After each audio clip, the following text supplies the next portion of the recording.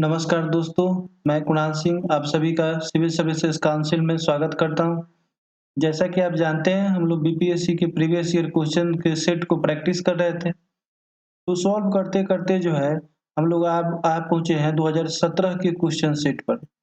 उससे पहले जो है जितने भी क्वेश्चन हैं उनको कराया जा चुका है। अगर आप में से किसी ने भी अगर पिछले वीडियोज़ को नहीं देखा है तो सबसे पहले आप लोग जो है पिछले वीडियोज़ को है देख कर आइए। उसमें बहुत सारी डिटेल में जो है चीज़ों को बताया गया है, स्पष्ट तौर पर समझाया गया है। तो वैसे जिन लोगों ने भी अगर प्रीवियस ईयर क्वेश्चन के सेट को नहीं देखा है, तो पहले जाएँ प्लेलिस्ट में प्रीवियस ईयर के क्वेश्चन सेट को देखें, एक-एक क्वेश्चन को बारीकी से समझें और फिर जो है इसको 2017 के सेट को प्रैक्टिस करें। इससे जो है क्या होगा कि जो पुराने जो कॉन्सेप्ट दिए गए हैं, उसके आधार पे जो है आपका एक थॉरो जो है वो कॉन्सेप्ट बनेगा। तो आगे जो भी क्वेश्चन जो स्किप किया गया है, छोड़ा गया है, वो ये समझकर छोड़ा गया है कि आपको वो क्वेश्चन जो है वो आता है। तो आइए आज के इस सेट में 2017 का जो सेट है उसको हम देखते हैं। तो पहला क्वेश्चन है कि international day of person with disability जो है, ये कब मनाया जाता है? तो ये मनाया जाता है 3 दिसंबर को, ठीक है? International day of person with disability, ठीक है? जो भी डिसेबल लोग हैं, जिनको प्रधानमंत्री द्वारा जो है एक नया टर्म दिया गया था, विकलांग लोगों के लिए, वो उन्हें अब दिव्यांग कहा जाता है। जितने भी दिव्यांग लोग हैं, उनके लिए एक दिन मनाया जाता है, उनको वो दिन है 3 दिसंबर।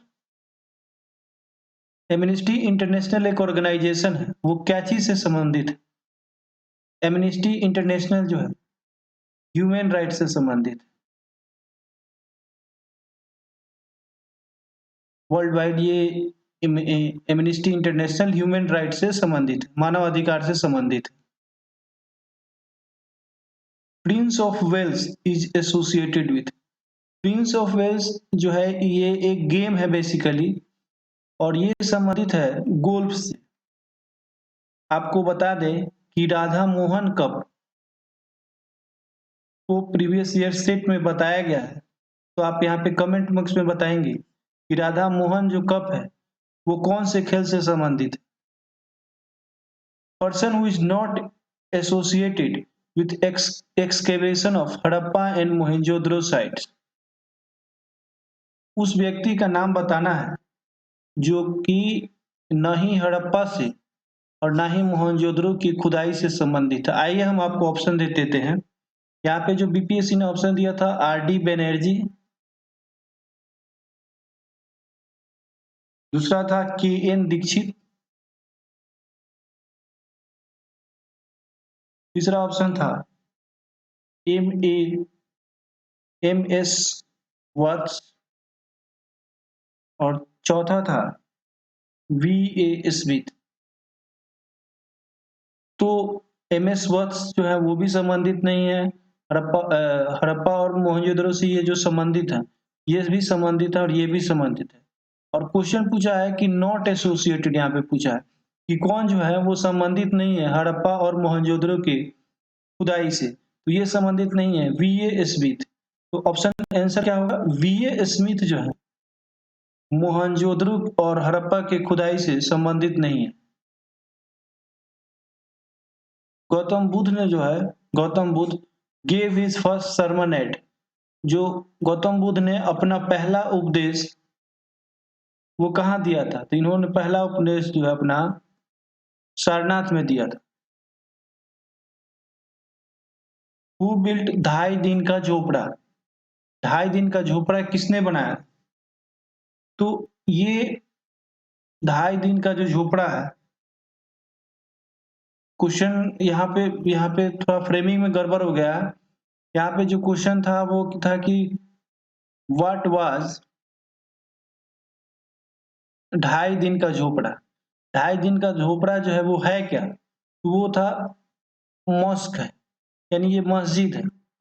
2.5 दिन का झोपड़ा जो है ये मस्जिद है। इसे बनाया था कुतुबुद्दीन ऐबक ने। कुतुबुद्दीन ऐबक। कुतुबुद्दीन ऐबक को लाख बख्श भी कहा जाता है। लाखों का दान करने वाला। कुतुबुद्दीन ऐबक ने एक और मस्जिद बनवाया था, उसका नाम था कुव्वत उल इस्लाम। इन्होंने कुव्वत उल इस्लाम भी जो है, ये भी एक मस्जिद है, उसे कुतुबुद्दीन ऐबक ने ही बनवाया था। तो 2.5 दिन का झोपड़ा, कुव्वत उल इस्लाम, जो ये दोनों मस्जिद है जिसे कुतुबुद्दीन ऐबक ने बनाया था। कुतुबुद्दीन ऐबक जो है, इन्हें लाख बख्श कहा जाता है। इनका जो डेथ है वो पोलो खेलने के दौरान हो गया था, घोड़ा से गिर गए थे और उसी से जो है मौत हो गया था इनका।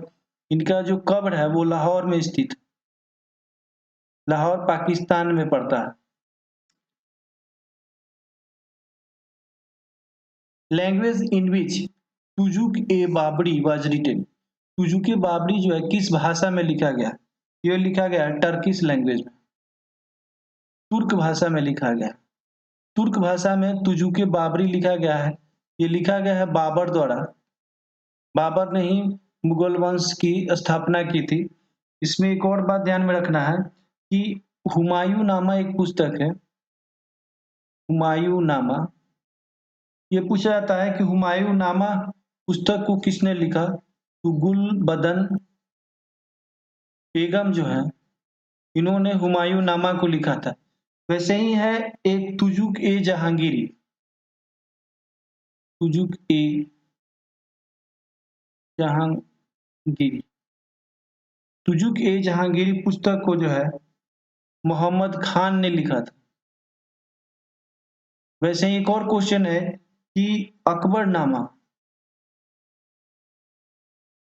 अकबरनामा जो पुस्तक है उसको लिखा था अबुल फजल ने।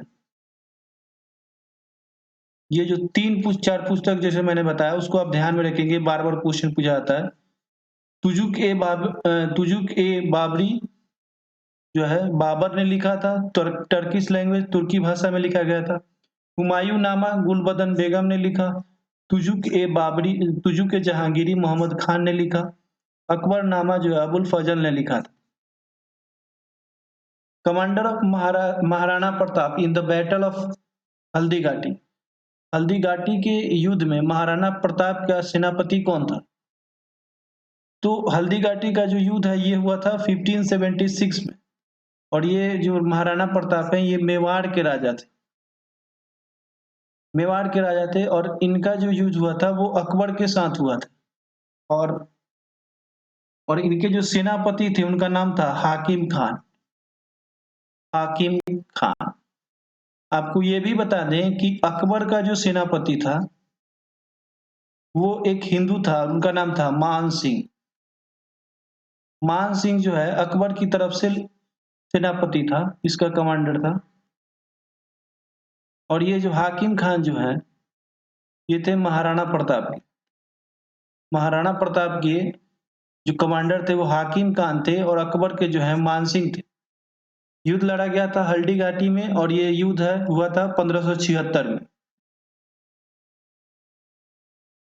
Capital of Shivaji was, Shivaji का राजधानी कहाँ था? तो शिवाजी का जो राजधानी है वो था रायपुर में।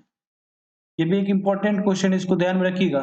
कैपिटल ऑफ शिवाजी जो है, तो बहुत लोग महाराष्ट्र से संबंधित करते हैं और लिख देते हैं कि मुंबई में था या फिर और सारा भी सतारा देता है वहां लगाते हैं, ठीक। तो इसका जो आंसर होगा शिवाजी का राजधानी जो था वो रायपुर में था। In which year regulating act was passed, regulating act कब पास हुआ था, क्वेश्चन में ये पूछा जा रहा है। तो रेगुलेटिंग एक्ट जो है वो पास हुआ था 1773 में।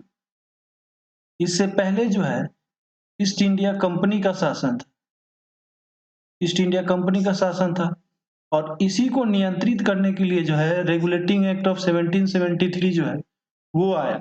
इससे पहले आप ये बताते चले कि जो पहला गवर्नर था उसका नाम था रॉबर्ट क्लाइव, और 1773 में जो गवर्नर था उसका नाम था वैरेन हेस्टिंग्स, वैरेन हेस्टिंग्स। यही जो था ये आगे, यही जो है गवर्नर जनरल था, ये बंगाल के गवर्नर जनरल था। Governor general of India in 1857, Bharat का गवर्नर जनरल 1857 में कौन था? तो लॉर्ड जो कैनिंग था,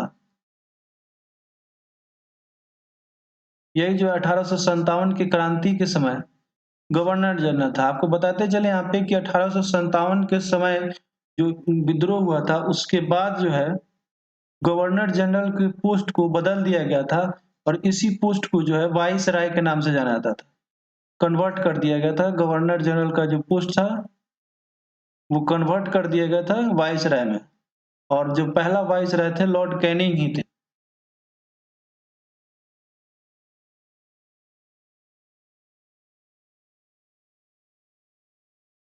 after which incident Mahatma Gandhi called non cooperation as Himalayan blunder. Himalayan blunder Mahatma Gandhi ने किस इंसिडेंट, किस घटना के बाद जो है नॉन कोऑपरेशन मूवमेंट को, उसे जो है हिमालय पर्वत जैसा भूल बताया? तो ये जो है जो चौरा चौरी में जो कांड हुआ था, चौरा चौरी में, जिसमें ये कांड हुआ था 5 फरवरी, ध्यान में रखिएगा, 5 फरवरी 1922 को। और इसी में जो है जो पुलिस जो कोतवाली थाना था उसमें आग लगा दिया गया था। चौरी चौरा जगह पड़ता है यूपी में, और यहीं पे जो आग लगा दिया गया था, इसे ही गांधी जी ने हिमालयन ब्लंडर कहा था। ठीक है, तो ये जो चौरा चौरी जो कांड हुआ था उसी को जो है उसके बाद जो है महात्मा गांधी नॉन कोऑपरेशन को वापस बुला लिया था, और ये जो कांड हुआ था उसे चौरा चौरी में हुआ था। Which movement started after the partition of Bengal? Bengal का डिवीजन के बाद, यानी विभाजन के बाद, आप जानते हैं 1905 में बंगाल का विभाजन हुआ। उस समय जो वहां के गवर्नर जनरल था वो था, उनका नाम था लॉर्ड कर्जन। और ये जो बंगाल का जो विभाजन हुआ उसे 1911 में वापस ले लिया गया लॉर्ड हार्डिंग के द्वारा। हार्डिंग टू के द्वारा जो है ये वापस ले लिया जाता है। तो बंगाल की विभाजन के बाद कौन सा आंदोलन स्टार्ट हुआ? बंगाल की विभाजन के बाद जो है स्वदेशी मूवमेंट स्टार्ट हुआ।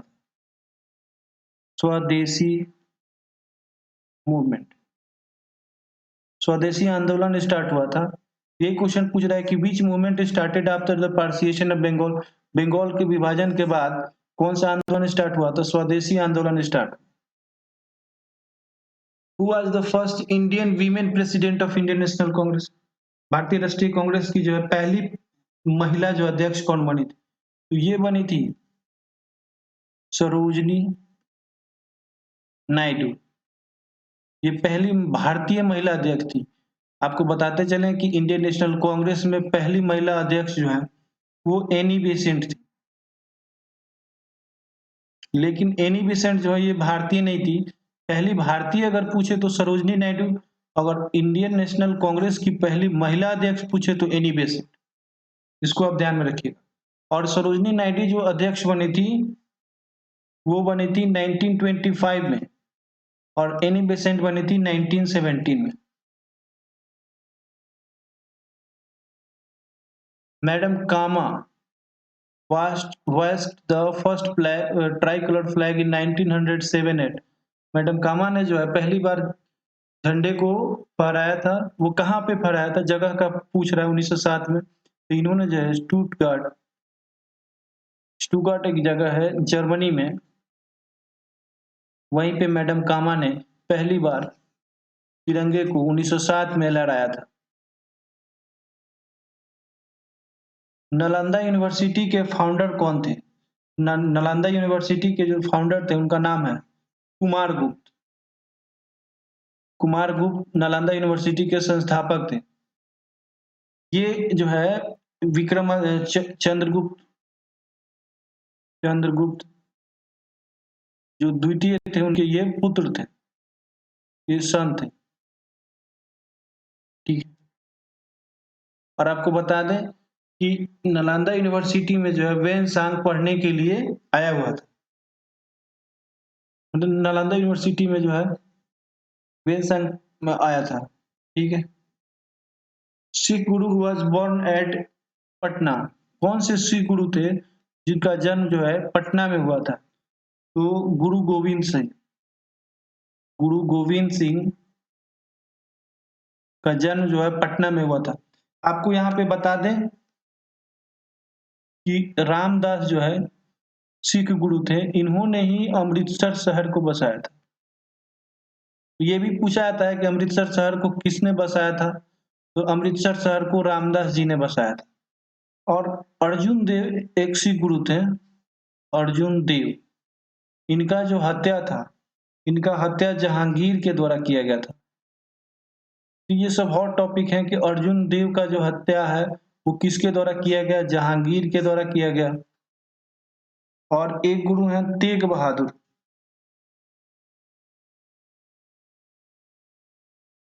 इनका हत्या औरंगजेब के द्वारा किया गया। तेग बहादुर का हत्या औरंगजेब द्वारा, अर्जुन देव का हत्या जहांगीर द्वारा किया गया था। गुरु गोविंद सिंह का जो हत्या है, गुरु गोविंद सिंह का भी हत्या हुआ था। इनका जो हत्या है अफगानों द्वारा किया गया था। इनका हत्या अफगानों द्वारा। रामदास को जो गुरु रामदास थे, सिख के गुरु, सिख लोगों के गुरु थे, इनका जो हत्या है वो, इनका हत्या नहीं होता, इनको जो है इन्होंने ही अमृतसर को बसाया था, अमृतसर शहर को बसाया था। अकबर ने इन्हें 500 बीघा जमीन दिया था, और अकबर ने जो 500 बीघा जमीन दिया था उसी पे अमृतसर शहर रामदास जी जो ने बसाया था। यहाँ पे बताते चले कि अर्जुन देव की हत्या जहांगीर द्वारा की गई, तेग बहादुर की हत्या औरंगजेब द्वारा की गई। Other name of Jayaprakash Narayan.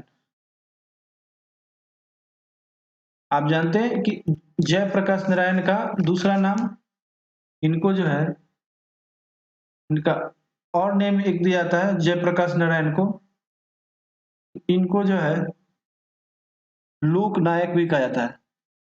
लोक नायक, लोक नायक कहा जाता है। वैसे ही भारत का पैगंबर जो है, भारत का पैगंबर राजा राम मोहन राय को कहा जाता है। भारत का पैगंबर राजा राम मोहन राय को कहा जाता है। इन्हें फादर ऑफ रिनेसेंस भी कहा जाता है। पुनर्जागरण के पिता भी कहे जाते हैं राजा राम मोहन राय। जयप्रकाश नारायण को जो है लोक नायक कहा जाता है।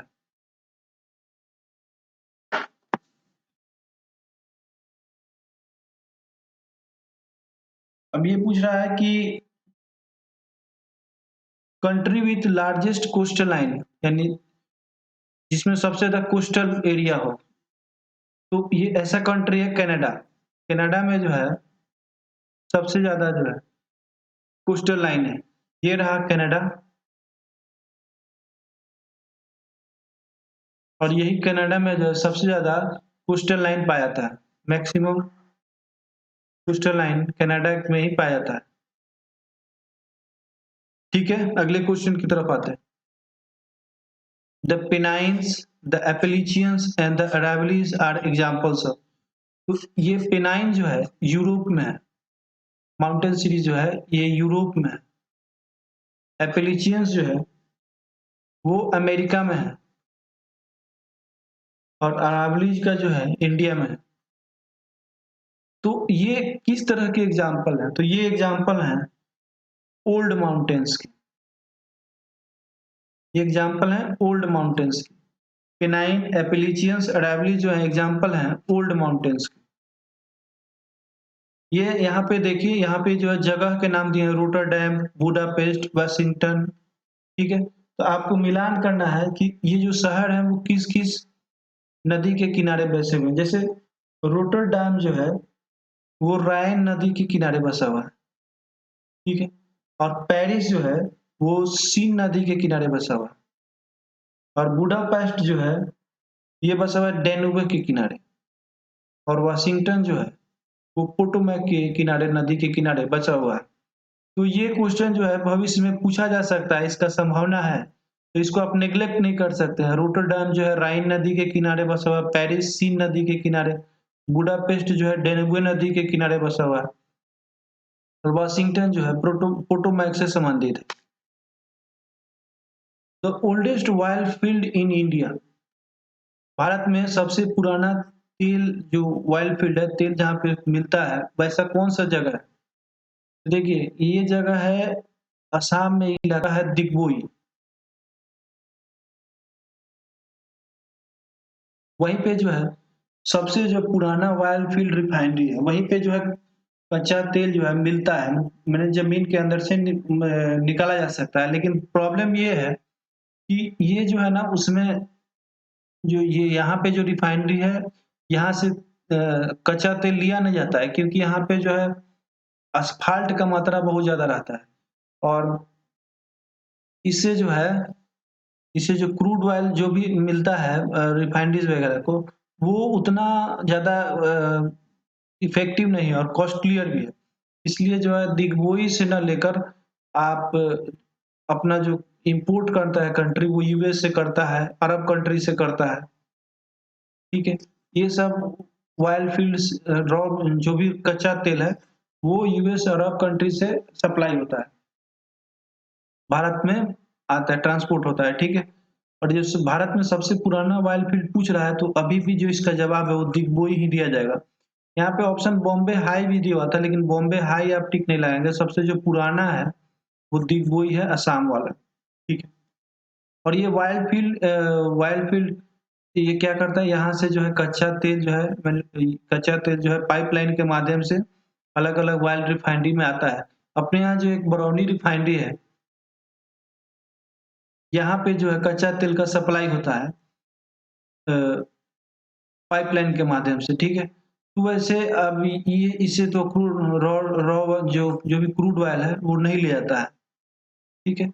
ये क्रूड ऑयल जो है नहीं ले आता है, क्योंकि इसमें सल्फर का कंटेंट भी है जो बहुत ज़्यादा रहता है और वैसा तेल जिसमें सल्फर का कंटेंट ज़्यादा रहता है, उसको प्रोसेस करना बहुत मुश्किल है और जान को भी खतरा है और प्रोसेस करने के दौरान पैसा भी बहुत ज़्यादा लगता है। इसलिए जो है प्रेफ़र किया जाता है जो सावर क्रूड जो होता है, उसके तुलना में स्वीट क्रूड को लिया जाता है। तो स्वीट क्रूड जो है, यहाँ पे स्वीट क्रूड अपने यहाँ बहुत कम मिलता है। यहाँ पे नि नि जो ज़मीन का है उस वहाँ से नहीं निकल पाता है। तो हम लोग इम्पोर्ट करते हैं बेसिकली अरबियन कंट्री से, अमेरिका से। आइए अगले क्वेश्चन की तरफ चलते हैं। ड्राइएस्ट स्टेशन जो है भारत का वो कौन-सा है? तो ये जो है लेह है। लेह जो है ड्राइएस्ट स्टेशन है भारत का।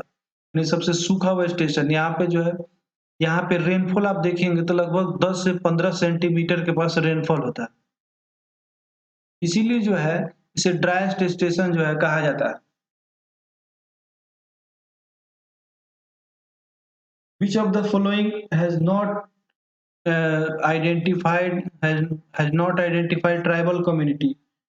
इनमें से जो है किसको जो है ट्राइबल कम्युनिटी के रूप में आइडेंटिफाई नहीं किया गया है। ये यहाँ पे जो ऑप्शन दिया हुआ था उसमें हरियाणा जो है वहाँ पे आंसर में फिट बैठता है। तो हरियाणा में जो है ट्राइबल कम्युनिटी नहीं पाया जाता है। हरियाणा में कोई भी ट्राइबल कम्युनिटी फिट नहीं बैठा जाता है। इसका आंसर क्या होगा? वहाँ पे जहाँ पे ट्राइबल कम्युनिटी नहीं मिलता है, आदिवासी लोग नहीं मिलते हैं, वो जगह है हरियाणा।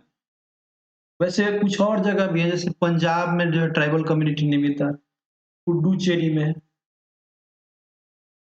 दिल्ली में, चंडीगढ़ में, इन सारी जगहों पे जो है ट्राइबल कम्युनिटी जो है नहीं आइडेंटिफाई किया गया। यहाँ पे जो ट्राइबल कम्युनिटी नहीं पाए जाते हैं। सुल्तानपुर बर्ड सेंचुरी कहाँ सिचुएटेड है? ये सिचुएटेड है गुड़गांव में। गुड़गांव में सिचुएटेड है सुल्तानपुर बर्ड सेंचुरी। इसको आप मैप में लोकेट भी कर लेंगे एक बार। Nagarjuna Sagar dam has been built on. देखिए यहाँ पे नागार्जुन डैम, इसको याद कैसे, डैम जो है वो किस नदी पे बना है? नागार्जुन, यहाँ पे अर्जुन दिया हुआ है तो आप क्या याद रखेंगे? कृष्णा को याद रखेंगे। तो नागार्जुन डैम जो सागर डैम जो है वो बिल्ट किया गया है कृष्णा नदी, कृष्णा नदी पे नागार्जुन सागर डैम जो है बिल्ट किया गया, यानी बनाया गया। Dalmia Nagar of Bihar is famous for, Bihar का जो डालमिया नगर है वो क्या चीज के लिए फेमस है? तो ये फेमस है सीमेंट के लिए। यहाँ पे जो है सीमेंट का प्रोसेसिंग होता है, सीमेंट तैयार किया जाता है, ठीक है। डिसेंट्रलाइजेशन जो है decentralisation was recommended by, decentralisation जो पंचायती राज से संबंधित है, त्रिस्तरीय जो गवर्नमेंट है, थ्री टीयर गवर्नमेंट, उसका जो सिफारिश किसके द्वारा किया गया था? तो ये किया गया था बलवंत राय मेहता कमेटी द्वारा। बलवंत राय मेहता कमेटी द्वारा जो है सिफारिश किया गया था थ्री टीयर सिस्टम, पंचायती राज से संबंधित है, ठीक है। तो इसे जो है डिसेंट्रलाइजेशन जो है वो रिकमेंड किया गया था बलवंत राय मेहता कमेटी द्वारा। The controlling authority of government expenditure is, Bharat सरकार का जो खजाना है उसका खर्चा का कौन कंट्रोल करता है? तो ऑप्शन जो दिया हुआ था यहाँ पे देखिए, RBI, NITI Aayog, finance ministry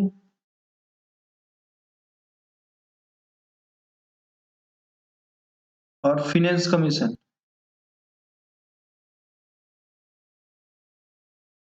तो यहाँ पे ज्यादातर लोग आरबीआई को टिक करते हैं, आरबीआई आंसर नहीं होगा, नीति आयोग आंसर नहीं होगा, आंसर क्या होगा? Finance ministry. जो कंट्रोलिंग अथॉरिटी जो कि खर्चे को भारत सरकार के खर्चे को जो देख कंट्रोल करता है वो है फाइनेंस मिनिस्ट्री, यानी वित्त मंत्रालय जो है खर्चे को कंट्रोल करता है, ना कि आरबीआई। भारत सरकार पे खर्चे पे कंट्रोल किसका है? तो फाइनेंस मिनिस्ट्री का है, ना कि आरबीआई का है, ना ही फाइनेंस कमीशन का है। इस पे पूर्णतः कंट्रोल किसका है? फाइनेंस मिनिस्ट्री का, वित्त मंत्रालय का है। Foreign currency which has a tendency of quick migration, ठीक है। जो भी फॉरेन करेंसी आते हैं उनका उनका टेंडेंसी क्या होता है? क्विक माइग्रेट करने का। तो वैसे मनी को क्या बोलते हैं? वैसे मनी को बोलते हैं हम हॉट मनी। वैसे करेंसी जिसके माइग्रेशन के चांसेस हो वैसे करेंसी को हम क्या बोलते हैं? हॉट मनी बोलते हैं,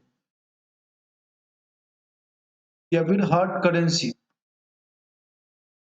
ऑप्शन में तो हॉट करेंसी दिया होता है, तो हॉट करेंसी जो है वो सही है, फॉरेन करेंसी जिसके माइग्रेशन के चांसेस हो, टेंडेंसी रहते हैं, वैसे करेंसी को बोलते हैं हॉट करेंसी। एडहॉक यानी टेम्पररी, इसको यहाँ पे देता है टी बिल यानी ट्रेजरी बिल, इसको बहुत बहुत बार टी बिल भी बोला जाता है। System of meeting budget deficit in India was एबोलिश्ड one, budget में जो डेफिशिएट होता था उसको मीट किया जाता था कैसे? टी बिल के द्वारा, और ये एबोलिश कर दिया गया। तो क्वेश्चन पूछ रहा है कि कब एबोलिश किया गया? तो ये एबोलिश किया गया 31 मार्च 1997 को एबोलिश कर दिया गया टी बिल को। इसका पर्पस क्या था कि बजट में जो डेफिसिट होता था उसको जो है ये मीट करता था, नहीं उसमें वो जो भी कमी आता था उसको ये सप्लाई करता था। वो किस बेसिस पे होता था? टेम्पोररी बेसिस पे।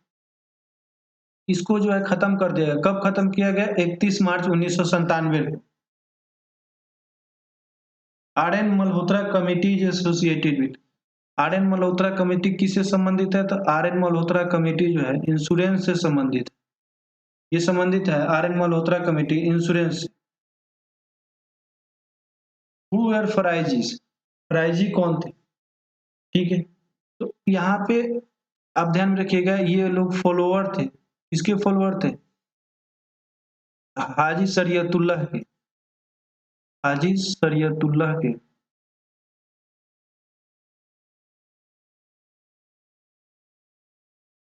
फॉलोअर थे, हाजी शरीयतुल्लाह के ये लोग फॉलोअर थे। ये ध्यान में रखिएगा क्वेश्चन कि फराइजी कौन लोग थे? तो फराइजी जो है हाजी शरीयतुल्लाह के फॉलोअर थे, ठीक है। ये क्वेश्चन जो है सीडीपीओ में भी पूछा गया है। तो इस क्वेश्चन को जो लोग सीडीपीओ का तैयारी कर रहे हैं इस क्वेश्चन को एक बार देख लेंगे, क्योंकि वहां पे भी सीडीपीओ में भी ये क्वेश्चन जो है चूंकि पूछा गया तो वहां पे भी चांस है इसके पूछे जाने का। बार बार क्वेश्चन जो है फ्रेमिंग जो है प्रीवियस ईयर को ही रखकर दिमाग में रखकर उसी पैटर्न पे उसी के आसपास जो है क्वेश्चन का जो आइडिया है वो रिवॉल्व करता है। तो डायरेक्ट भी पूछा जा सकता है कि फराजी कौन थे? तो हाजी शरीयतुल्लाह के फॉलोअर थे, अनुयायी थे। Geographical location of Ramosi uprising march. Ramosi जो विद्रोह हुआ था वो कहाँ पे हुआ था? ये होता है पे घाट से रिलेटेड था, ईस्टर्न घाट वेस्टर्न घाट ऐसे एक जगह था। ये हुआ था वेस्टर्न घाट पे। रामोसी जो है बेसिकली आप देखेंगे महाराष्ट्र से संबंधित है। तो महाराष्ट्र में कौन-कौन से आंदोलन हुए? आइए हम उनको देख लेते हैं। महाराष्ट्र में जो है गडकरी, ये एक आंदोलन हुआ था। कोल्हापुर, ये भी एक आंदोलन था कोल्हापुर में। सतारा में भी एक आंदोलन था। वैसे ही एक और था, वो था भील का। भील ट्राइब का भी आंदोलन था। तो महाराष्ट्र में आप देखेंगे कि एक तो रामोसी, भील, गडकरी, कोल्हापुर, सतारा, ये सब जो आंदोलन हुए महाराष्ट्र से संबंधित। वैसे ही आप गुजरात में देख सकते हैं। गुजरात में जो है, आइए अगले क्वेश्चन की तरफ चलते हैं। वहाँ पे आपको गुजरात का एक क्वेश्चन है, उसी वहीं पे हम सब बता देंगे। वहाँ पे गुजरात से जो भी आंदोलन हुए उसके बारे में वहीं पे देख लेंगे। वघेरा अपराइजिंग हैपेंड इन, तो वघेरा जो है या वेघरा, ये हुआ था, वघेरा जो है गुजरात में हुआ था। तो गुजरात से संबंधित जो आंदोलन है उनको देख लेते हैं। जैसे कच्छ जो है, कच्छ, यहाँ पे आंदोलन हुआ था। बेघरा तो आप देख चुके हैं। नायक, यहाँ पे गुजरात में पूछा कि नायक जो आंदोलन है वो कहाँ हुआ था? तो गुजरात में हुआ था। कच्छ आंदोलन कहाँ हुआ था? तो गुजरात में हुआ था। नायकदा कहाँ हुआ था? ये भी गुजरात में हुआ था। वैसे ही एक और पूछता है खेरा कहाँ हुआ था? तो ये भी गुजरात में हुआ था। बारदोली, ये भी गुजरात में हुआ था। ठीक है, तो कच्छ, बेघरा, नायकदा, बारदोली, ये सब आंदोलन जो है गुजरात में हुआ था। In order to control media, media को कंट्रोल के लिए आजादी से पहले का कोई मतलब ये बात पूछा जा रहा है कि आजादी से पहले जो है मीडिया को कंट्रोल करने के लिए बहुत बार एक्ट पास हुआ। तो ये एक्ट जो है कब-कब पास हुआ? ये एक्ट पास हुआ 1835 में, एक एक्ट पास हुआ 1867 में, एक एक्ट पास हुआ 1878 में और एक एक्ट पास हुआ 1908 में। तो 4 बार जो है भारतीय प्रेस पर कंट्रोल करने का प्रयास किया गया। ये चारों बार का जो टाइमिंग है वो दिया गया। 1835, 1867, 1878 और 1908, ये चारों बार जो है मीडिया पे एक्ट लगाया गया और मीडिया पे बहुत सारी पाबंदियाँ लगाने का प्रयास किया गया। New lamps for old was a series of articles that criticized Congress for being out of touch with proletariat। देखिए बिहार दरोगा में क्वेश्चन ऐसा आया हुआ था कि आपको ऐसा लगेगा कि जैसे हम बहुत सारा क्वेश्चन ऐसा पूछा हुआ था, ऐसा लग रहा था जैसे कि हम पॉलिटिकल साइंस का एग्जाम दे रहे हैं। तो बहुत बार ऐसा भी होता है कि पॉलिटिकल साइंस से क्वेश्चन पूछ लिया गया था।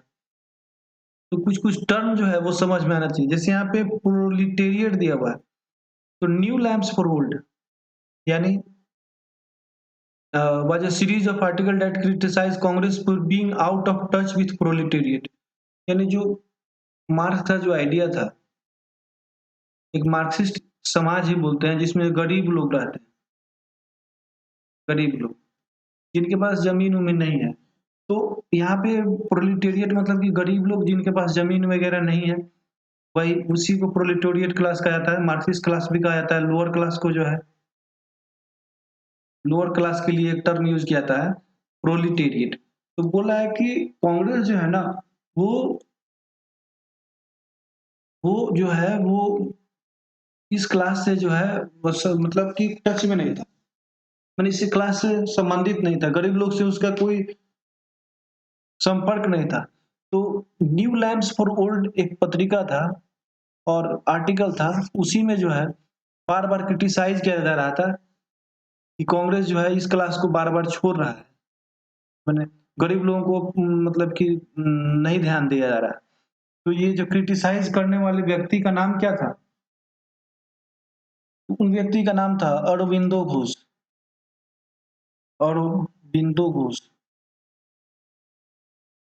इन्होंने जो है कांग्रेस को उसके लिए निंदा किया था कि प्रोलेटेरिएट जो क्लास है उसके साथ ये लोग टच में नहीं है, ठीक है, out of touch with proletariat, ठीक है। अरबिंदो की न्यू लैम्प्स फॉर ओल्ड मतलब समझते हैं? न्यू लैम्प्स फॉर ओल्ड मतलब होता है कि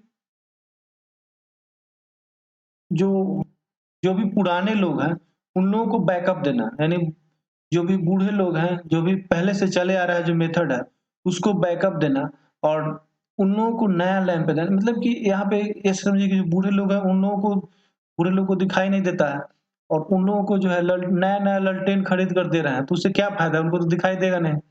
उसी तरह से कुछ समझते हैं न्यू लैंप्स फॉर ओल्ड, ठीक है? नौजवान को दीजिएगा अंधेरे में लैंप दीजिएगा तो उससे कुछ दिखेगा भी। अब बूढ़े लोग को दे रहे हैं तो उससे कुछ फ़ायदा नहीं है। उसी के लिए एक टर्म इस्तेमाल किया गया है न्यू लैंप्स फॉर ओल्ड। ठीक है, एक फ्रेज़ के तौर पे यूज़ किया गया है। ठीक है, अगले क्वेश्चन की तरफ आते हैं। The Nehru report was drafted by a committee headed by dash and the subject was, देखिए fill in the blanks type का है। यहाँ पे 2 क्वेश्चन, यहाँ पे ऐसे फिल इन द ब्लैंक्स डालकर 2 क्वेश्चन पूछ लिया गया। ठीक है, तो देखते हैं। The Nehru report was drafted bye a committee headed by, Nehru report जो है उसको उसको ड्राफ्ट किया गया था एक कमिटी के द्वारा, जिसकी अध्यक्षता किसने किया था? इसका अध्यक्षता जो है नेहरू रिपोर्ट का जो है मोतीलाल नेहरू ने किया था। मोतीलाल नेहरू जी ने किया था। इस नेहरू रिपोर्ट का जो हेड थे वो मोतीलाल नेहरू थे और सब्जेक्ट पूछ रहा है क्या था? तो सब्जेक्ट जो था कॉन्स्टिट्यूशनल अरेंजमेंट,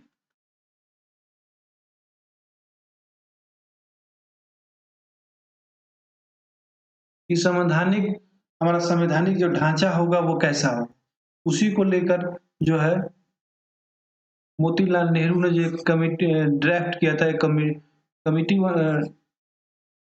एक कमिटी बना था, उसका हेड जो अध्यक्ष जो थे वो मोतीलाल नेहरू थे और सब्जेक्ट क्या था? कॉन्स्टिट्यूशनल अरेंजमेंट, ये संविधान के लिए अरेंज करना, ठीक है। तो इसमें मोतीलाल नेहरू को चैलेंज किया गया था कि आप कैसे जो है अ, अगर आपको हाथ में दे दिया जाए तो आप भारत कैसे चलाएँगे? तो मैं मोतीलाल नेहरू जी ने इस चैलेंज को एक्सेप्ट किया था, अंग्रेजों द्वारा जो दिया गया था और उसी को लेकर एक कॉन्स्टिट्यूशनल अरेंजमेंट जो है वो ड्राफ्ट किया था कि हाँ, हम देश को ऐसे-ऐसे चलाया जा सकता है और उसके लिए एक संवैधानिक जो है प्रक्रिया यहाँ पे अपनाया गया था, ठीक है। मोतीलाल नेहरू जो है नेहरू रिपोर्ट इन्होंने ही सबमिट किया था। अब पूछ रहा है कि what was the common relation between Catherine Mayo, Aldous Huxley, Charles Andrews and William डग्री। देखिए बहुत सारे विदेशी लोग थे, ठीक है? और ये विदेशी लोगों का नाम ये दिया हुआ है। नाम से ही पता चला है विदेशी लोग हैं, Catherine Mayo, Aldous Huxley, Charles Andrews और विलियम डग्री। पूछ रहा है कि इन सब में क्या कॉमन बात था? तो इन सब में कॉमन बात ये था कि ये जो है ये लोग जो हैं भारत में जो घटनाएँ आज़ादी के पहले चल रही थी, उनके बारे में जो है ये लोग कमेंट्री देते थे, कि भारत में जो है क्या-क्या यहाँ पे कैसा समाज है, क्या हो रहा है, क्या जो भी उस समय का गतिविधि था उस पे इन लोगों का नज़र बनाए हुए थे। ये एक पॉलिटिकल कमेंटेटर थे, जो भारत की स्थिति पर नज़र रखे हुए थे और जब भारत अंग्रेज़ों के अधीन था, ठीक है? आइए अगले क्वेश्चन की तरफ आते हैं। सरफ़रोशी की तमन्ना अब हमारे दिल में है, देखना है जोर कितना बाजुए का तिल में है। ये लेखक कौन है? उपेंद्र, इसको किसने लिखा? तो इसको लिखा था, आप जानते हैं, राम प्रसाद बिस्मिल जी ने। राम प्रसाद बिस्मिल जी ने लिखा था। राम प्रसाद बिस्मिल जी को 1925 में जो है फांसी दे दिया गया।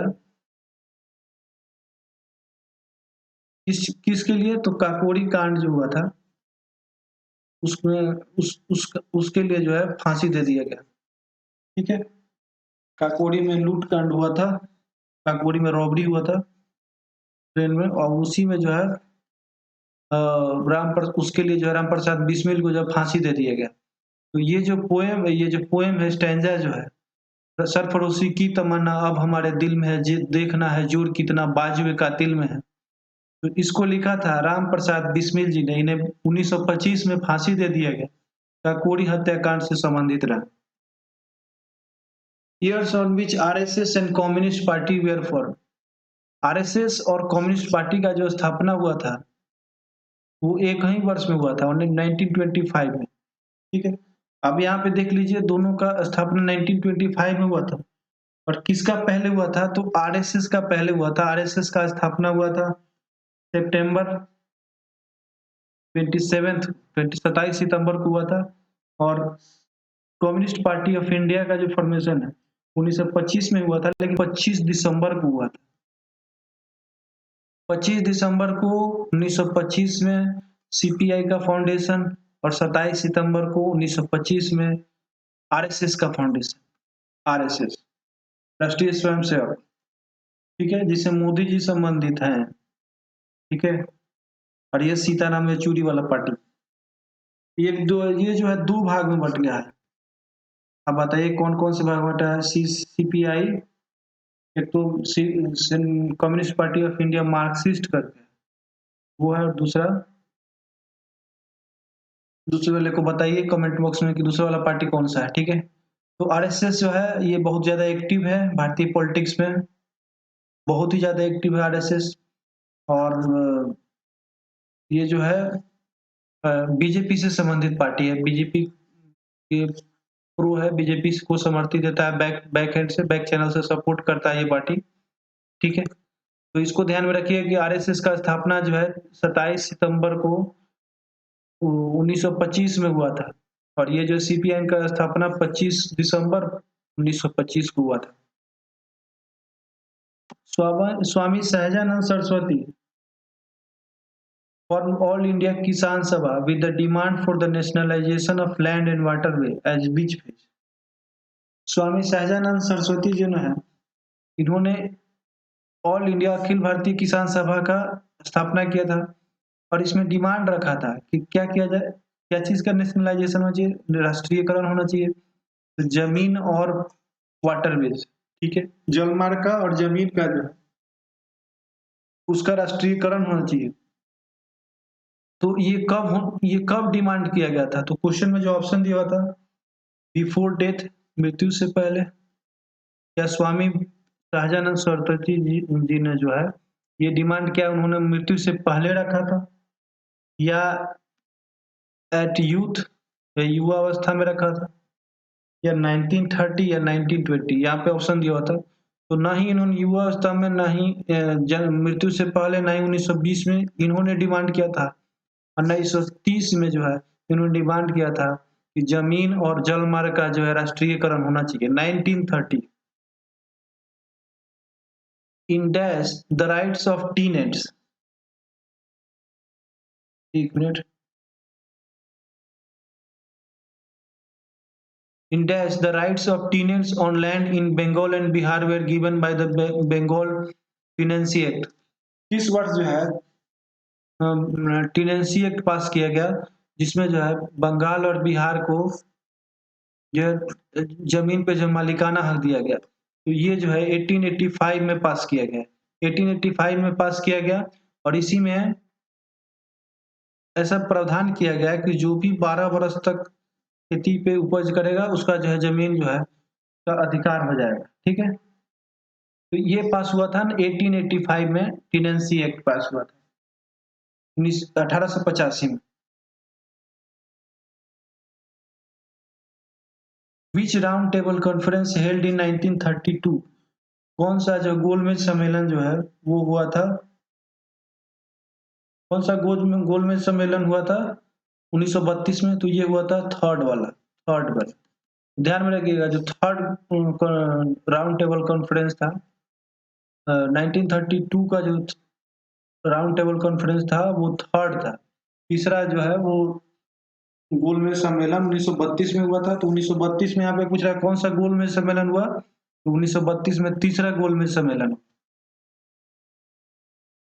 One of the popular beliefs in Bihar during the non-cooperation movement of 1920-22 was that victory would come to them because Gandhi ji was। ठीक है, एक बहुत ज़्यादा विश्वास था कहाँ पे? बिहार में। नॉन कोऑपरेशन आंदोलन को लेकर, असहयोग आंदोलन को लेकर 1920-22 में एक बहुत मोटा विश्वास बन गया था। क्या विश्वास बना था? कि गांधी जी जो है, उन लोगों को उन लोगों को जीत मिलेगा, जो स्वतंत्रता है वो मिलेगा। क्यों मिलेगा? क्योंकि उनको विश्वास था कि गांधी जी जो है वो जो है एपिटोम है, यानी प्रतीक है। क्या चीज़ के प्रतीक है? तो वो धर्म के प्रतीक है। वो धर्म के सिंबल है, ठीक है? एपिटोम मतलब सिंबल या ठीक है? तो वो चिन्ह मान रहे थे लोग, गांधी जी को एक धर्म का चिन्ह मान रहे थे। तो बिहार के लोगों का विश्वास था कि गांधी जी जो है, उन लोगों को ज़रूर जो है जिता देंगे आज़ादी की लड़ाई में, वो लोग ज़रूर जीतेंगे। उनको गांधी जी पे पूरा विश्वास था। और आज देखिए, आज लोग जो है गांधी जी को गाली देने में लगा हुआ है, बहुत सारा लोग लगा हुआ है, बहुत सारे संगठन भी लगे हुए हैं, पुजारी कौन-कौन से जन्म ले लेते हैं, तो बैठ-बैठ के भर दिन गाली देते रहते हैं। ठीक है, तो ये गलत बात है। क्या रहा, क्या नहीं किया, क्या कोई किया, नहीं किया, उससे क्या लेना-देना है आपको? जो उनका अच्छाई है आप ग्रहण कीजिए। तो गांधी जी को जो है उस समय उनको लोग धर्म का जो है सिंबल मानता था। एक स एपिटोम की तरह मानता था कि हाँ, गांधी जी हैं, तो हम लोग का जीत संभव है। ठीक है? Rahul Sankrityayan was active in non cooperation movement. Rahul Sankrityayan जो है, असहयोग आंदोलन में मु मु असहयोग आंदोलन जो हो रहा था 1920 का, उसमें ये कहाँ पे सबसे ज़्यादा एक्टिव में थे? तो ये एक्टिव थे छपरा में। छपरा पड़ता है बिहार में, ठीक है? और छपरा जो है आप जानते हैं, कभी लालू यादव का यहाँ पे बहुत ज़्यादा मतलब ये सेंटर हुआ करता था, लालू यादव का होम ग्राउंड हुआ करता था।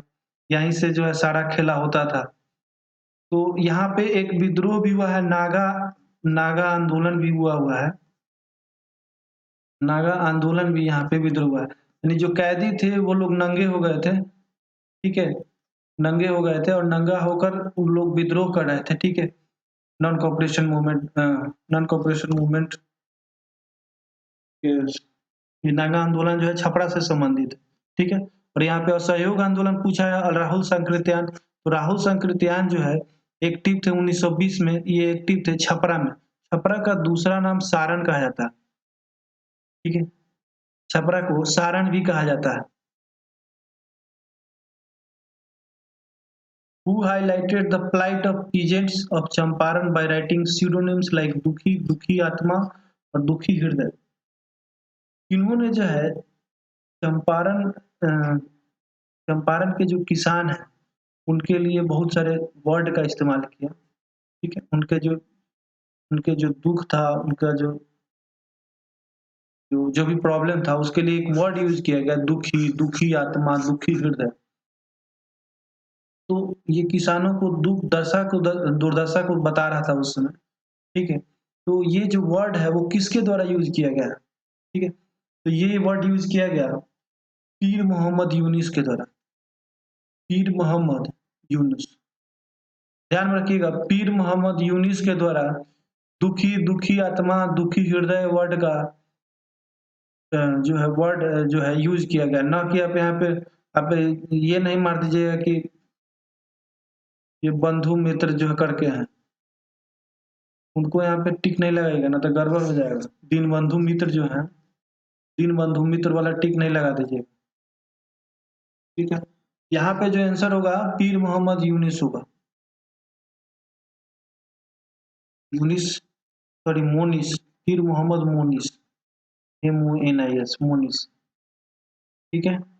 पीर मोहम्मद मोनिस, यहाँ पे देख लीजिए पीर मोहम्मद मोनिस। इन्होंने ही दुखी आत्मा, दुखी हृदय, चंपारण सत्याग्रह के दौरान चंपारण के जो किसान थे, उनके उनके दुर्दशा को बताने के लिए ये सब वर्ड यूज़ किया गया। उनका नाम था Pir Mohammad Munis. Cloves are obtained from, cloves जो है वो कहाँ से ऑब्टेन होते हैं, ठीक है? तो ये क्वेश्चन पूछ रहा है कि क्लोव्स जो है लौंग, क्लोव मतलब होता है लौंग। लौंग कहाँ से ऑब्टेन होते हैं? तो लौंग ऑब्टेन होते हैं जो सूखे पौधे होते हैं ना, पौधे के कलियों से फ्रेम होता है। सूखे ड्राइड फ्लावर बर्ड्स, यानी सूखे जो फूल होते हैं उनके कलियों से जो है लौंग जो है मिलता है। कहाँ से लौंग मिलता है? उनके उनके सूखे फूल की कलियों से, सूखे फूल की कलियों से लौंग मिलता है। मोस्ट रिएक्टिव मेटल इज, सबसे ज्यादा रिएक्टिव मेटल कौन सा है? तो आप ध्यान में रखिएगा, सबसे ज्यादा रिएक्टिव मेटल जो है वो है पोटेशियम। ऑप्शन जो दिया हुआ था उसमें आपके लिए ऑप्शन दे देते हैं, सोडियम, पोटेशियम, कैल्शियम, आयरन। तो ये 4 ऑप्शन दिया हुआ था, यहाँ पे सोडियम, पोटेशियम, कैल्शियम और आयरन। तो ना ही आयरन ना ही कैल्शियम, सबसे ज्यादा पोटेशियम, इन सब में सबसे ज्यादा रिएक्टिविटी सीरीज में सबसे ज्यादा रिएक्टिव पूछा हुआ था, तो सबसे ज्यादा रिएक्टिव कौन सा होगा? पोटेशियम होगा। आपको एक और रिएक्शन का तरीका बताते हैं, लिथियम, पोटेशियम, यहाँ पे देखिए सोडियम, मैग्नीशियम, अल्युमिनियम,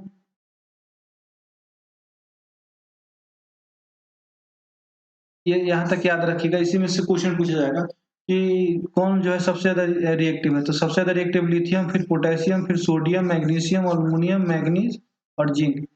तो आप देखेंगे रिएक्टिविटी सीरीज में अगर लिथियम भी दिया जाता है तो सबसे ज्यादा रिएक्टिव लिथियम है, उसके बाद होता है पोटेशियम, तब होता है सोडियम, उसके बाद मैग्नीशियम, अल्युमिनियम, मैग्नीज और जिंक। ठीक है, तो ये अगर रिपीट भी करना होगा ना तो बीपीएससी जो है क्वेश्चन को रिपीट ही करता है, बेसिकली कुछ नया फ्रेम नहीं करेगा। तो आप ध्यान में रखिए कि सबसे ज्यादा रिएक्टिव मेटल जो है पोटेशियम होता है। अगर कहीं लिथियम दे दिया तो लिथियम को भी ध्यान में रखिए कि रिएक्टिविटी सीरीज में सबसे ज्यादा रिएक्टिव मेटल लिथियम ही होता है। Who synthesize DNA in vitro, DNA को सिंथेसाइज किसने किया? तो इसका नाम है आर्थर कोनबर्ग जो है, इन्होंने ही सिंथेसाइज किया था डीएनए को। आर्थर कोनबर्ग, आर्थर कोनबर्ग ने ही डीएनए को सिंथेसाइज किया था। What was the fissionable material used in the bombs dropped at Nagasaki 1945? कौन सा यहाँ पे फिजनेबल मटेरियल को यूज किया गया था? जो भी फिजनेबल, फिजन मतलब समझते हैं, एक बार बहुत पहले बताए भी होंगे, बहुत पहले लेक्चर में बताए होंगे कि जब कोई हैवियर एलिमेंट जो है वो टूटता है लाइटर में, ठीक है, तो उसको हम बोलते हैं फिजन। ठीक है, जैसे बड़ा सा कोई मास मान लीजिए एम है, अब ये क्या हुआ, टूट गया m/2 m/2। तो जब बड़ा वाला यूनिट कोई छोटे छोटे यूनिट में टूटता है तो उसी को हम फ्यूजन बोलते हैं। अब जो यहाँ पे जो क्वेश्चन पूछ रहा है कि कौन सा फिजनेबल मटेरियल यूज किया गया जो बम ड्रॉप किया गया नागासाकी पे, ठीक है, 1945 में। तो आप ध्यान में रखिएगा, उस मेटल का नाम था जिसको यूज किया गया था प्लूटोनियम। प्लूटोनियम जो है प्लेनेट के प्लूटोनियम जो है ये एक रिएक्टिव मेटल है, और ये रेडियो एक्टिव मेटल है। कैसा मेटल है? तो रेडियो एक्टिव है। ठीक है, रेडियो एक्टिव मेटल है, और इसी को यूज किया गया था नागासाकी में। नागासाकी पे जो बम गिराया गया था उसी पे प्लूटोनियम मेटल का यूज हुआ था।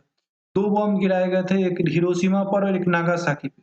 हिरोशिमा पर जो बम गिराया गया था वो 6 अगस्त, ठीक है, 6 अगस्त को गिराया गया था 1945 को, और दूसरा जो नागासाकी पे गिराया गया था वो 9 अगस्त 1945 को गिराया गया था। 6 अगस्त पे जो गिराया गया था उसका नाम था लिटिल बॉय। ठीक है, लिटिल बॉय। और जो ये गिराया गया था हिरोशिमा पे, ठीक है, और फैट बॉय जो है वो गिराया गया था नागासाकी पे। तो नागासाकी पे यहाँ पे बोला है तो फैट बॉय, नागासाकी वाले पे फैट बॉय, और हिरोशिमा पे लिटिल बॉय, हिरोशिमा पे लिटिल बॉय। ठीक है? तो याद रखिएगा कि लिटिल बॉय जो है बम गिराएगा, तो ये भी पूछा गया क्वेश्चन में पूछा गया है कि हिरोशिमा पे कौन-सा बम गिराएगा? तब उसका कोड नेम क्या था? तो लिटिल बॉय। और जो नागासाकी पे जो बम गिराएगा उसका नाम था फैट बॉय। और ठीक है? इसका कोड था नागासाकी पे जो गिराएगा। यहाँ पे क्वेश्चन क्या था कि कौन-सा मेटल को यूज़ किया गया था? तो वो मेटल था plutonium. Cosmic rays cosmic rays किसको बोलते हैं? कॉस्मिक रेज़ वैसे रेज़ होते हैं जो सोलर रेडिएशन से निकलते हैं। कॉस्मोस से आते हैं यानी अ, ठीक है? हमारे एटमॉस्फेयर से आते हैं, तो सोलर रेडिएशन बेसिकली। तो कॉस्मिक रेज़ जो हैं, वो चार्ज भी होते हैं। क्या पूछा है? Cosmic rays are charge as well as uncharged.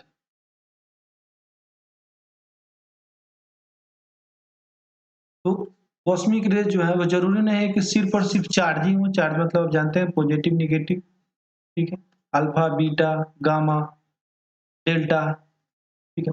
ऐसा भी हो सकता है और न्यूट्रल भी हो सकता है। तो कह रहा है कि कॉस्मिक रेज़ कैसे रेज़ हैं? तो ये तो चार्ज भी हैं और अनचार्ज भी हैं। दोनों तरह के पार्टिकल होते हैं। तो यहाँ पे जो वहाँ पे आपको ऑप्शन में दिया हुआ था चार्ज एंड अनचार्ज पार्टिकल भी एक जगह ऑप्शन दिया हुआ था। यही जो होगा आपका करेक्ट आंसर होगा कि कॉस्मिक जो रेज़ आते हैं सोलर रेडिएशन से, सोलर सूर्य से जो भी हमें रोशनी मिलती है, उसमें चार्ज भी हो सकते हैं और अनचार्ज भी हो सकते हैं, न्यूट्रल भी हो सकते हैं। दोनों तरह के रे होते हैं। ठीक है? Which of the following can cause cancer as well as cure it depending upon the intensity and use। ठीक है? आप कैसे उसको यूज़ करते हैं, उसके इंटेंसिटी पे डिपेंड करता है। ये कभी-कभार जो है कैंसर को यूज़ करने में भी काम में आता है और इससे कैंसर होता भी है। तो ये क्या है? ये है आयोनाइज़्ड रेडिएशन। आयोनाइज़्ड रेडिएशन, ठीक है? वैसा रेडिएशन जो आयोनाइज़ है, कहीं से अगर रेडिएशन आ रहा है, अगर वो आयनाइज़ है, आयन्स के रूप में है, ठीक है? आयन्स के रूप में है, तो जैसे एक्स-रेज़, ये भी आयनाइज़्ड रेडिएशन है। तो आप जानते हैं कि एक्स-रेज़ का यूज़ आपको ट्रीटमेंट ये जो एक्स-रे का यूज़ है हड्डी वगैरह फ्रैक्चर करता है, तो उसको उसको ये एग्ज़ामिन करने के लिए काम में आता है कहाँ फ्रैक्चर हुआ है। लेकिन एक्स-रेज़ के बारे में लिमिटेशन है कि आप जो है अपने हड्डी का 2 से 3 बार ही अपने जीवन काल में एक्स-रे जो है वो कराएँ। उससे ज़्यादा कराने पर आपको कैंसर का खतरा है। तो कोई शौक से भी बहुत सारे लोग सुनते हैं कि एक्स-रे करा लेते हैं, ये हो गया, वो हो गया, एक्स-रे करा लेते हैं। तो ऐसा नहीं करना है। जब मन किया तो एक्स-रे कराने चले गए। एक्स-रे से जो है उससे भी जो हार्मफुल रेडिएशन निकलता है और उससे जो है आपको कैंसर होने का खतरा रहता है। तो कम से कम जो है एक्स-रे का जो है यूज़ करें, जब ज़रूरत पड़े तभी यूज़ करें। तो शौक के तौर पे यूज़ नहीं करें एक्स-रे को। जो भी रेडिएशन है उसे वो हार्मफुल है। जितना भी आयोनाइज़्ड रेडिएशन है वो हार्मफुल है, तो इसका जो यूज़ है वो बहुत कैलकुलेटिव तरीके से करें, ज़रूरत पड़ने पर ही करें। ठीक है? तो यहाँ पे जब क्वेश्चन पूछ रहा है कि which of the following can cause cancer वजह cure it depending upon its intensity। तो वैसा रेडिएशन है आयोनाइज्ड रेडिएशन। आयोनाइज्ड रेडिएशन से आप देखते हैं कीमोथेरेपी होता है, कीमोथेरेपी। कीमोथेरेपी में क्या होता है कि जिन लोगों को कैंसर हुआ रहता है, उनको इसी से गुजरना पड़ता है, आयोनाइज्ड रेडिएशन से, और इसी से ट्रीट किया जाता है। और बहुत सारे लोग को एक्सपोज़ होंगे, इस सन का जो लाइट आता है, उसमें आयोनाइज्ड रेडिएशन भी रहता है, उससे आपको कैंसर भी होता है। तो एक जगह आप देख रहे हैं कि इससे कैंसर भी होता है और एक जगह देख रहे हैं कि इसको ट्रीटमेंट में भी काम में आता है। तो ठीक है, इससे आयोनाइज़ रेडिएशन से बचने की ज़रूरत है। टीवी का रिमोट वगैरह भी जब स्टार्ट करते हैं, तो वो भी ज़्यादा पावरफुल होता है। उससे वो भी हार्मफुल रेडिएशन। जहाँ कहीं भी रेडिएशन होता है, उससे जितना भी तरह का रेडिएशन है, वो हार्मफुल है, उससे बचने का प्रयास करें। Volume of blood found in adult human, जो मानव है और एडल्ट है, तो उनमें जो है वॉल्यूम कितना ब्लड जो है कितना से कितना लीटर के बीच में रहता है, तो ये 5 से 6 लीटर के बीच में रहता है। Type typhoid and cholera are example of. Typhoid और कॉलरा जो है किस तरह की बीमारी है? क्या ये हवा में प्रदूषण होने हैं या सॉइल से होते हैं या वाटर से होते हैं? तो ये होते हैं water borne disease. Simple question है, वाटर बोर्न डिजीज है, सब लोग जानता है कि गंदा पानी पीने से टाइफाइड होता है, कोलरा होता है। तो वाटर बोर्न डिजीज है टाइफाइड और cholera. Energy is stored in the muscles and liver in the form of, जो मसल में और लीवर में जो एनर्जी स्टोर होते हैं वो किसके फॉर्म में स्टोर होते हैं? तो ये स्टोर होते हैं ग्लाइकोजन के फॉर्म में। और ग्लाइकोजन जो है ग्लाइकोजन के फॉर्म में स्टोर होते हैं, और ग्लाइकोजन ब्रेक करता है, ये ब्रेक करता है ग्लूकोज में, और ग्लूकोज से ही हम लोग को एनर्जी मिलता है। तो एनर्जी जो है यहाँ पे पूछ रहा है कि energy is stored in the muscles and liver in the form of, तो इसका आंसर यहाँ पे यहीं पे खत्म हो गया है। आंसर यहीं पे ग्लाइकोजन के फॉर्म में होता है, और ग्लाइकोजन के फॉर्म में लीवर में और मसल्स में स्टोर होता है एनर्जी ग्लाइकोजन के फॉर्म में, और ग्लाइकोजन को जब शरीर को जब जरूरत होता है तो ये ग्लूकोज में कन्वर्ट होकर जरूरत को पूरा करता है। The reason for large scale diversity among the organism, जो भी हम वेरिएशन देख रहे हैं वो किसके कारण देख रहे हैं? तो एडेप्टेशन के कारण देख रहे हैं। ठीक है, एडेप्ट करने के कारण ही सर्वाइवल ऑफ द फिटेस्ट जो जो कहा जाता है, सर्वाइवल ऑफ द फिटेस्ट, वही सर्वाइव करेगा जो सबसे फिट बैठेगा। तो लार्ज स्केल डाइवर्सिटी जो हम ऑर्गेनिज्म में देखते हैं वो किसी कारण देखते हैं? एडेप्टेशन के कारण, एडेप्ट हो जाते हैं, उसी कारण जो है लार्ज स्केल डाइवर्सिटी देखने को मिलता है। The smallest organism capable of autonomous growth and reproduction, सबसे छोटा जीव जो कि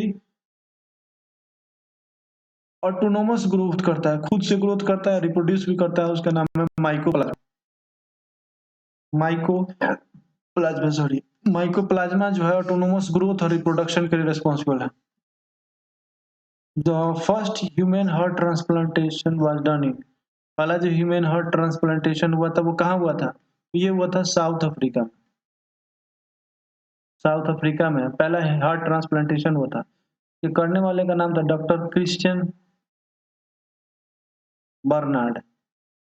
डॉक्टर क्रिश्चियन बर्नार्ड ने ही पहला जो है हार्ट ट्रांसप्लांटेशन किया था साउथ अफ्रीका में। अभी अभी एक हार्ट ट्रांसप्लांटेशन यूएस में हुआ है। इसमें क्या किया गया है कि सुअर का जो दिल है, वो जो है सुअर का जो हार्ट है वो जो है इंसान में लगाया गया। ठीक है, ये भी एक प्रैक्टिस अभी अभी किया गया। तो पहला जो हार्ट ट्रांसप्लांटेशन हुआ था वो साउथ अफ्रीका में हुआ था, और इस करने वाले डॉक्टर का नाम था doctor Christian Barnard. The average blood flow through kidney per minute is, per minute में किडनी में ब्लड फ्लो कितना होता है? तो 1200 सीसी होता है, 1200 क्यूबिक सेंटीमीटर जो है ये पर मिनट में ब्लड जो है फ्लो करता है किडनी से। तो किडनी का स्वस्थ रहना बहुत ज्यादा जरूरी है।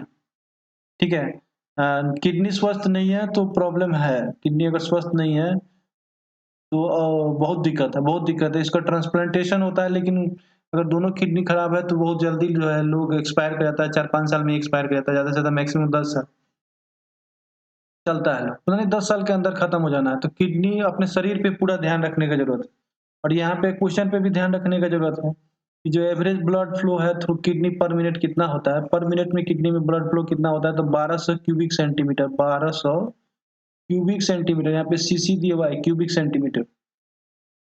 द प्लांट बर्ड इज, ठीक है, प्लांट बर्ड क्या है? प्लांट का जो कली होता है वो बेसिकली होता है क्या होता है? एम्ब्रोजेनिक रूट होता है, इम्ब्रायोजेनिक, इम्ब्रायोजेनिक सूट होता है। बर्ड मतलब होता है कली। तो द प्लांट बर्ड इज को यहाँ पे क्वेश्चन पूछा है एम्ब्रायोजेनिक। ठीक, यहाँ पे आप एक चैनल है जिससे आपको बायोलॉजी में बहुत ज्यादा दिक्कत है तो वहां पे देख सकते हैं, वो है प्रदीप सर का क्लास है, वहां पे जीएस भाई प्रदीप सर हैं, एक प्रदीप सर करके क्लास चलाते हैं, लेकिन वो हिंदी मीडियम के हैं, तो जो हिंदी मीडियम है उनके लिए तो सुविधा है, वो जाके वहाँ पे देख लेंगे। प्रदीप सर वहाँ पे क्लास चलाते हैं, जीएस कौटिल्य करके कुछ नाम है, वहाँ पे बायोलॉजी के बहुत अच्छे एक्सप्लेनेशन देते हैं, तो वहाँ से आप देख सकते हैं प्रदीप सर से बायोलॉजी का। The plant word is embryogenic suit, यहाँ पे हम लोग प्रीवियस ईयर के क्वेश्चन की प्रैक्टिस कर रहे हैं। यहाँ पे एक्सप्लेनेशन ज़्यादा देना तो मोने टाइम भी बहुत ज़्यादा हो गया है। आइए लास्ट क्वेश्चन की तरफ चलते हैं। Gases used in cigarette lighter is, कौन सा गैस सिगरेट लाइटर में यूज होता है? तो वो है ब्यूटेन। ब्यूटेन जो है सिगरेट लाइटर में यूज होता है। ब्यूटेन का फॉर्मूला होता है C4H10 और यही जो है नॉर्मल ब्यूटेन, यही जो है यूज होता है लाइटर में। ठीक है, लाइटर में यूज होता है ब्यूटेन। तो ये भी क्वेश्चन इंपॉर्टेंट है। तो ये रहा 2017 का प्रैक्टिस सेट, जिसको हमने आज बहुत अच्छे से सॉल्व किया। इसको जो है आप एक बार देखिए, दो बार देखिए, अगर नहीं समझ में तो दो बार देखिए और उसके बाद जो है सेट बनाइए। शानदार तरीके से सेट बनेगा, इसका हम गारंटी लेते हैं। इसके बाद जो है आप कभी नहीं भूलिएगा, जिस तरह से जगह-जगह पे एक्सप्लेनेशन जो जैसे-जैसे जहाँ-जहाँ टाइम मिलता है वहाँ पे बढ़िया से एक्सप्लेनेशन दिया जाता है, एक्स्ट्रा डिटेल चीज़ भी बताया जाता है। तो ये सब चीज़ों को एक तरह से आप समझिए और उसको लिख लीजिए, कहीं नोट डाउन कर लीजिए, अब आपको बेहतर रहेगा। एक बार लिखिएगा तो याद भी हो जाएगा और उसके बाद जब प्रैक्टिस कीजिएगा ना तो वन फ्लैट ऑफ ग्लांस जो है क्वेश्चन को धड़ाधड़ बनते जाएगा। ठीक है? तो यहीं पे रखते हैं, धन्यवाद। आप लोगों से एक निवेदन है कि आप लोग जो है शेयर कीजिए चैनल को, जितना से ज़्यादा हो सके शेयर कीजिए, सब्सक्राइब कीजिए और बताइए कि हाँ, एक ऐसा चैनल आया हुआ है जो सारे लोगों को सारी चीज़ों को प्रीवियस ईयर क्वेश्चन को जो है प्रैक्टिस कराया जा रहा है अच्छे तरीके से। तो उन लोगों को जोड़िए और उन लोगों को भी प्रेरित कीजिए कि वो लोग भी सब्सक्राइब करें। ठीक है, धन्यवाद।